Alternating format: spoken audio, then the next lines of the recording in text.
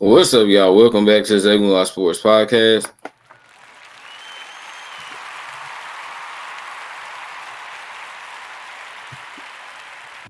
I'm your host, Isaiah, and we are live, y'all. And today we have another 2024 WNBA scouting report, and we have Iowa guard Caitlin Clark, one of the best players in women's college basketball history. And y'all really think she's going to go on to have a legendary pro career as well. So without further ado, let's get into it, y'all. So Caitlin Clark, point guard, 6 feet, her 2023 stats: 32 points per game, 7.3 rebounds per game, 9 assists per game, and 1.8 steals per game. She shot 46% from the floor and 38% from three. So let's get into her strengths, y'all. I think her first strength is her deep range shooting. You're talking about a girl, y'all, that as soon as she gets past the half court line, you better be out there to guard her because she can pull it from 30, 40 feet. I mean, her range is kind of similar to like a Steph Curry.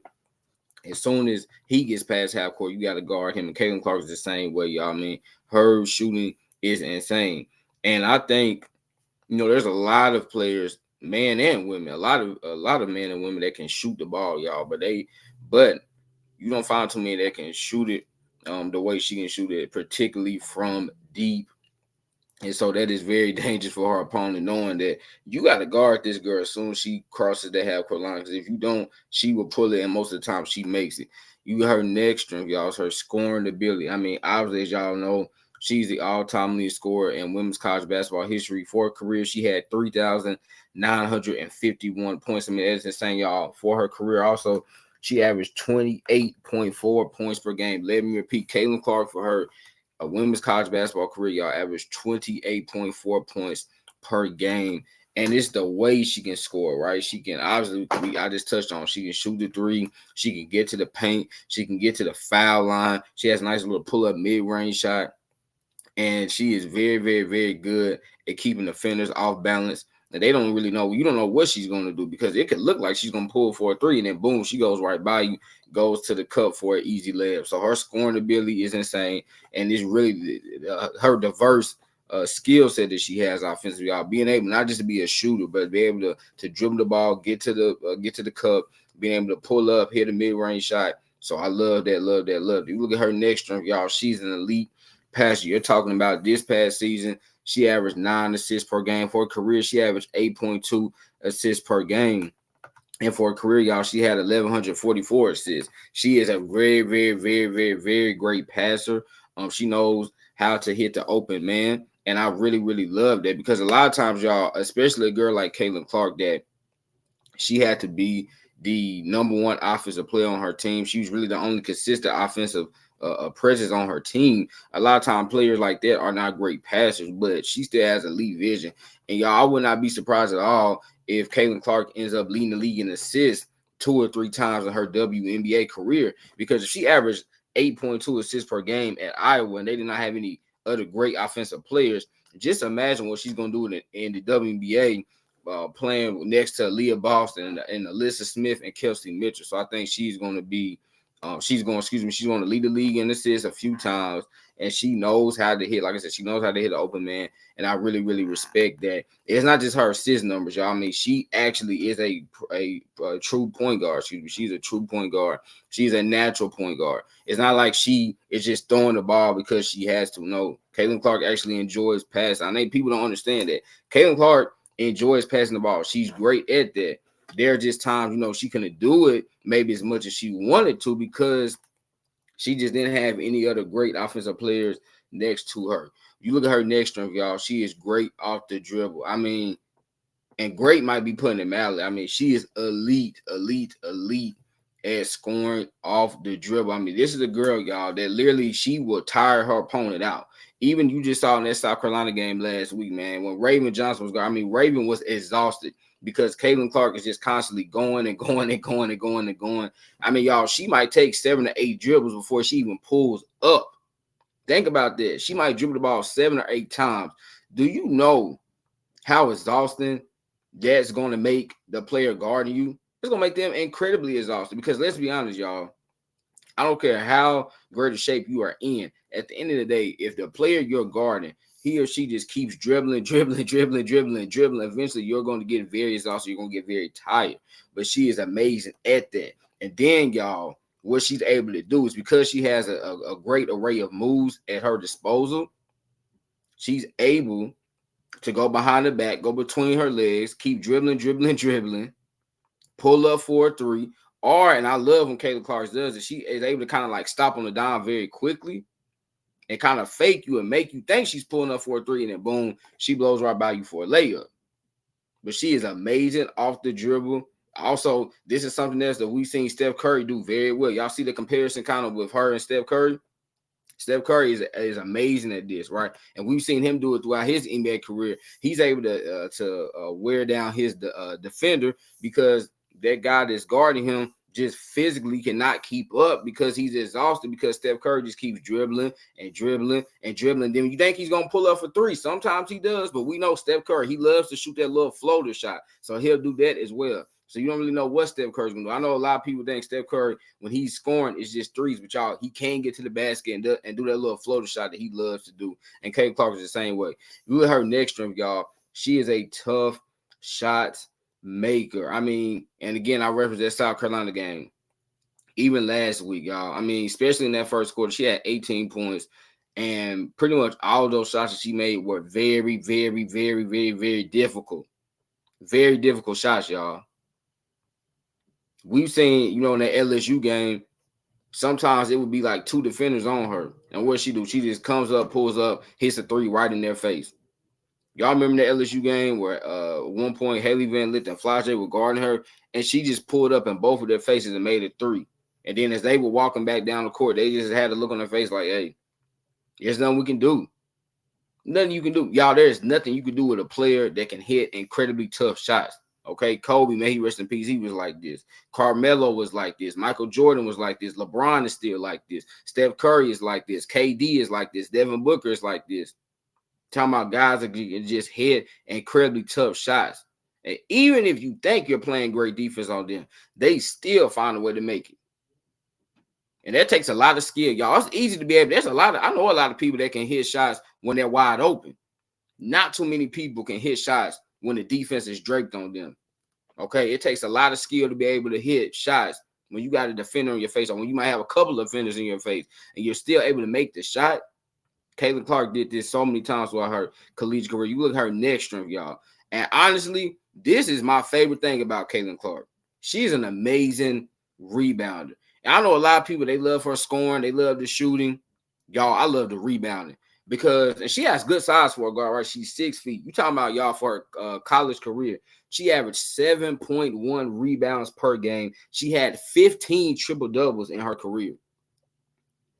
Y'all, I absolutely love that. I think point guards that can rebound bring a lot of value to their teams.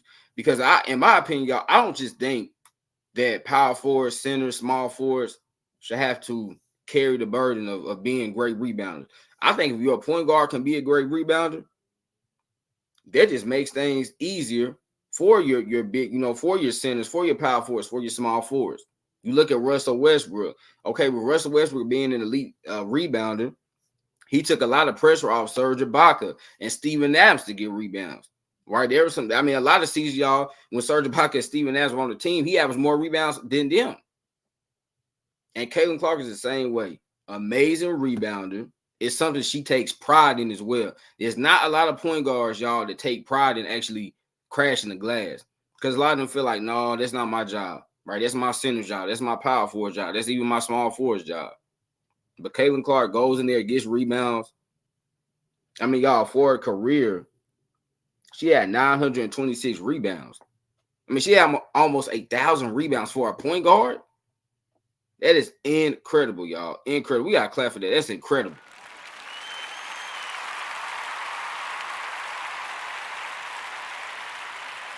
Now, obviously, with the Fever, it's going to be different because she has an Alyssa Smith and Aaliyah Boston, two really, really good rebounders. But I still think Caitlin Clark will probably average about 5 to 6 rebounds per game.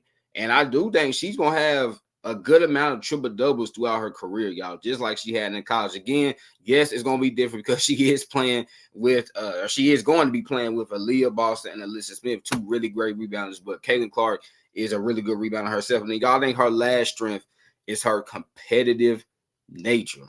I think Caitlin Clark is one of the most intense players that I've ever seen, men or women. This is a young lady, y'all, that is willing to do whatever it takes to help her team. When you talking about the last 2 years of Iowa, leading them to back-to-back national championship games, right? Putting the team on her back. Caitlin Clark is not a selfish player. Okay, she isn't selfish, y'all. Like I just said, she is willing to do whatever it takes to help the team win games. And she is the ultimate competitor. She is not going to give up. She's tough, y'all. She's scrappy. You talk about a girl the last 2 years went against supremely talented teams. In LSU last year, South Carolina this year. And even before, she got to the tournament, facing the Big Ten, right? Indiana, Michigan State, Rutgers, even though Rutgers has been down the last couple of years, but they're still a tough team. But it didn't matter, y'all, because Caitlin Clark is never going to back down from a challenge. We got to give her credit for that. She's never going to do it. And as she's getting ready to transition to the WNBA, why in the world we think she's going to back down from those players?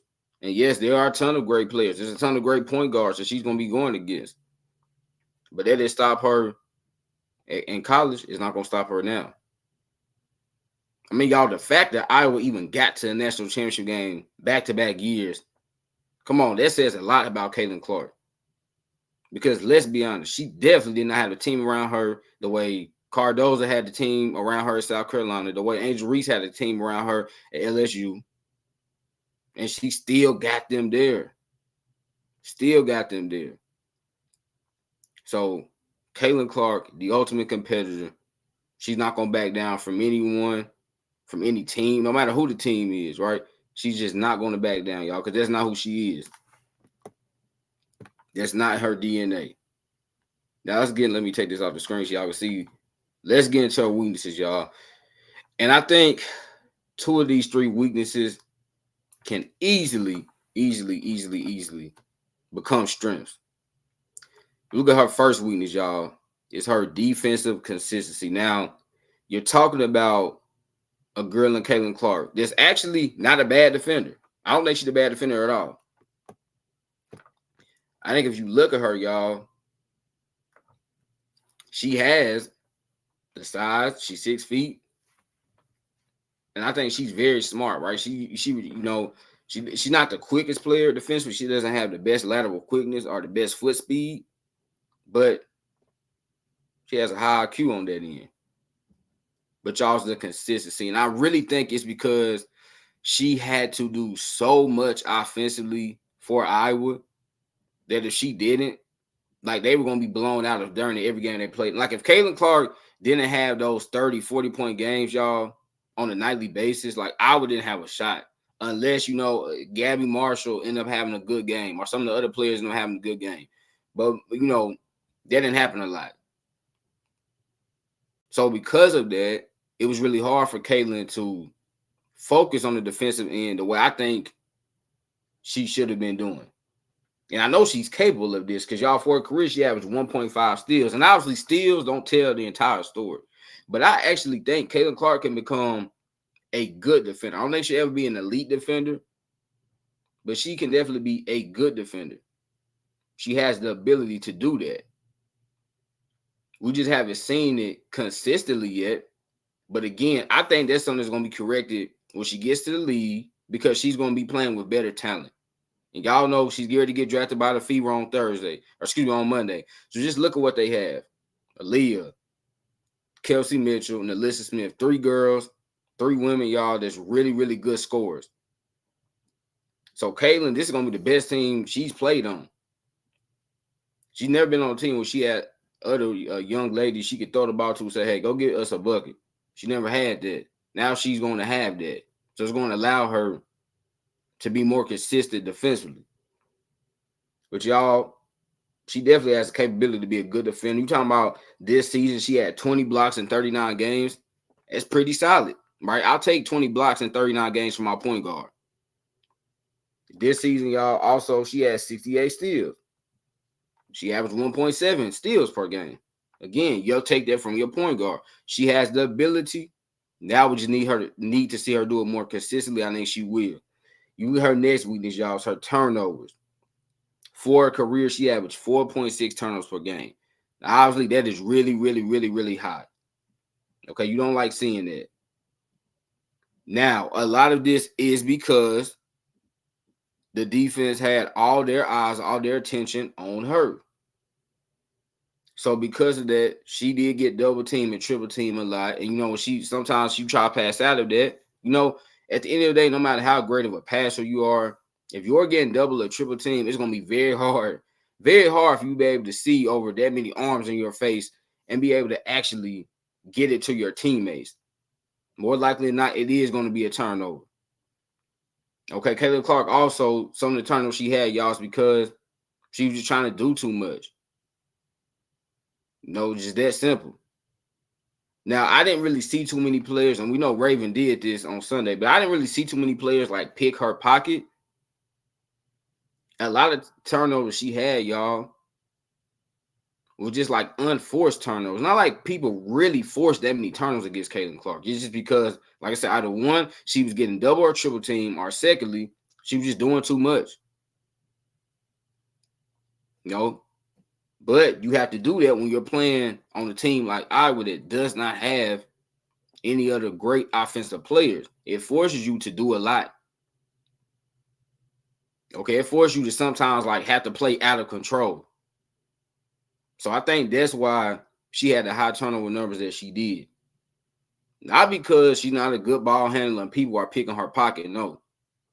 Because the defense, y'all, was able to have all their eyes, all their attention on her, and it led to a lot of turnovers. Then her last weakness, y'all, I think it's her athleticism. Okay, she's not the fastest. She doesn't have quick feet defensively. Could this be a problem? Yes. I think mainly, y'all, her lack of athleticism is really could potentially hurt her, I should say, defensively. I think offensively it's going to be fine. You don't really have to be a great athlete to be a great offensive player. Because we've seen plenty of men and women, y'all, be like great athletes, but they couldn't shoot. They didn't have a post-up game. You got to be more than just a great athlete. You still have to be skillful, and she is very skillful. But I think her athleticism, her lack of athleticism could maybe potentially cause some problems defensively because she isn't the quickest. And her foot speed, is not great. But she makes up for a lack of athleticism by being very smart. Like I said a few minutes ago, defensively for her, y'all, she uses her head over her body. And that's why I think Caitlin Clark could really be a good defender at the next level and be a good defender for years to come. Because it's not like she's relying on her body, her athleticism to be a good defender. That's why you see some players, y'all, as they start to age, they're not good defenders. They still could be good offensive players, but they're not good defenders because a lot of times players rely on their athleticism to be good defenders rather than relying on their head, right? Just being smart. So I think, again, y'all, her lack of athleticism could maybe cause problems defensively, but since she uses her head, I think she's going to be fine. So, y'all, next, let's get into her pro comparison, her prospect grade, and then I'll end it with a conclusion. So, y'all, my pro comparisons, I should say, for Caitlin Clark is Sabrina Ionescu and Diana Taurasi. I think when you look at Sabrina Ionescu, obviously we know the deep range shooting, but y'all, it's really because of the all-around game and the ability to be a triple-double threat every single game. I told y'all Caitlin Clark had 15 triple-doubles in her career. Right? Sabrina Ionescu's had a good amount of triple-doubles so far in her WNBA career. Again, her and Caitlin Clark, both of them, really, really, really great rebounders. You know, so far, y'all, for her career, Sabrina Ionescu, she's averaged 6.1 rebounds per game. She is a triple-double threat. And then Diana Taurasi, y'all, I just think that toughness, that competitive nature, and not being afraid at the moment. Caitlin Clark really reminds me of DT in those aspects. Like, she will go and get it. Y'all, I've been watching the WNBA for a few years now. And Diana Taurasi, listen, it does not matter. If her team did not come to play, doesn't matter. Because she is going to come ready to play every single night. And she's going to do whatever it takes to get her team a victory. Right? Even if that means she got to take 30 shots, she's going to do it. And Caitlin Clark is the same way. And I know some people see it as a negative. Oh, like, why would a player shoot that many shots? You know, that was a negative. Man, he rest in peace about Kobe. Why is Kobe shooting so many shots? Well, he has to. The rest of his team ain't ready to play. Kobe's like, hey, y'all not ready to play? I'm ready. So if I got to drag y'all there for us to win, that's what I'm going to do. And Caitlin Clark is the same way. DT, same way. They're going to do whatever it takes for their team to win. And if that means they got to take 30, 40 shots to do it, they're going to do it. So my prospect grade for her, y'all, I gave her a grade of 98, meaning she's a generational player, should be a future Hall of Famer. And I know those are obviously lofty expectations, but y'all, I really believe Caitlin Clark is going to be a Hall of Famer. I think she's already one of the greatest women's college basketball players we've ever seen. I think she's going to be one of the best WNBA players we've ever seen. Now, I think when this all said and done, y'all, Caitlin Clark, there's going to be a discussion that she's the greatest women's basketball player of all time. Seriously, I really believe that. Let me repeat. When it's all said and done, I think there's going to be a discussion for Caitlin Clark being the greatest women's basketball player of all time. Because I just look at the skills that she has, y'all. I mean, she's already one of the best scorers I've ever seen. And y'all been watching I've been watching women's college basketball for about 11, 12 years. She's one of the best. I've been watching the WNBA for about 9 to 10 years. She's one of the best I've ever seen. And I've seen a lot of great scorers. Diana Taurasi, Breanna Stewart, Ryan Howard. Y'all, Caitlin Clark is the best. So in conclusion, y'all, Clark is one of the most skilled offensive players we've ever seen. She should benefit from having better talent around her in the WNBA, which should allow her to become a better defender. She is her, man. Caitlin Clark, you're talking about a young lady, y'all, that is probably going to be a 10-time All-Star. She's going to lead the league in scoring probably like 4 or 5 times. I think she's going to lead the league in assists 2 or 3 times. And she is going to lead her team, which should be the Indiana Fever for her entire career, to a couple of WNBA championships. And that's hard for me to say because, y'all, I'm an Atlanta Dream fan, and y'all know the rivalry that the Dream and Fever have. But I have to be honest. I really think Caitlin Clark is going to lead them to a couple of championships. And, y'all, her resume is going to be insane. Insane. She's going to have one of the best resumes in women's basketball history. And I think, y'all, we are truly looking at the next face of the WNBA. Let me repeat. I think we are looking at the next face of the WNBA because she is one of the best players we have ever seen. So there y'all have it. There's my 2024 WNBA scouting report on Iowa guard Caitlin Clark. How do y'all feel about her in the comments? Drop some comments right now. How y'all feel about Caitlin Clark? I think she is a phenomenal player.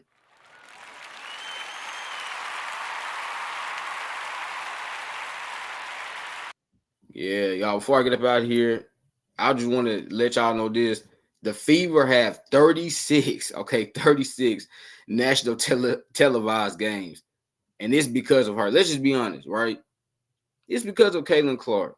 And they know the Fever are a team that's ascending. They already got Aaliyah Boston, Kelsey Mitchell, who's a very underrated, y'all. Kelsey Mitchell, very underrated player in our league, and Alyssa Smith. And now you add Caitlin Clark. That is a really, really good core that the Fever are building. Y'all, I cannot say right now for certain that the Fever going to make the playoffs, but they'll definitely be in the mix. Okay, that's without question. And if they aren't in the mix, it's going to be a very disappointing season. They have to be, y'all. I mean, the Fever, it's time. Now, you're talking about a team that has not been to the playoffs since 2015. It's time for them to be a playoff team. You know, Lynn Dunn, she's only getting older, y'all. So she's ready to go back to the playoffs. Christy Sides, their head coach. I know this is just her second year. A lot of pressure on her. Okay, a lot of pressure. Now, I know it's kind of weird saying the coach going into her second year has a lot of pressure, but she does. Just because they haven't made the playoffs since 2015. So they have to do it, y'all. It's time for the Fever to not just be a 500 ball club, not just be a decent team. No, it's time for them to be a playoff team. And at least, I'm not saying they got to win the finals this season, but y'all, they need to go to the playoffs and show people that, hey, we are building something. Because it just seems like for the last few years, the Fever, same song, y'all. They just repeated the same song season after season after season. Right? We're bad, we have a high draft pick. We're bad, have a high draft pick. You know, a couple years ago, back in 2022, they had, 4 draft picks in the top 10. Didn't even work out. Right? Didn't work out for them outside of Alyssa Smith. Emily Inkster off the team. Queen Egbo off the team. You take it back to 2021. They drafted Kadra Gondrzic with the 4th pick. She's off the team. Y'all, it's time for the Fever. Hey, it's time to start building. It's time to start showing teams around the league we're a serious team, and we're just not coming in every year looking forward to the draft. Okay, because that's what they've been doing the last few years, y'all. They know we're going to be bad this year. Hey, who could we get in the draft? Okay, we can get an Alyssa Smith, bet. We can get a Leah Boston, bet. We can get Caitlin Clark, bet. But this is it, y'all. I think this should be the last season that the Indiana Fever are picking in the top 3 or top 5, heck, even top 10 in the draft, unless they were to trade up. But I think there's no reason they should be picking in the top 3 to 5 in the draft any longer. Y'all will be back live at 4:30 p.m. Central Standard Time, reacting to Brian Callahan, Nick Holst, and Denard Wilson's press conferences from a couple of days ago. Remember, laughter is good medicine, so make sure you get your daily dose. Y'all know I'm an indie man. I love y'all. God bless. Peace.